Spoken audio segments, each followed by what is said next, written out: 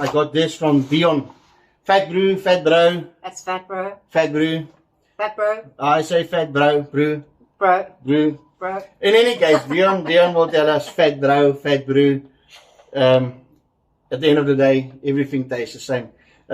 Believe me guys, he's in Willowbridge. Willowbridge there in Tiger Valley, Belleville, just opposite Tiger Valley.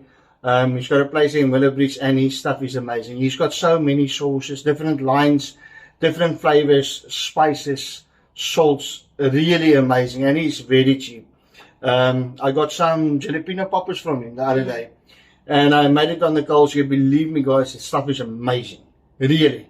I'm going to speak to him about another sauce line, but yeah, this is You a got nice. the jalapenos in the fridge as well? Yeah, the jalapenos are in the fridge. I got from him as well.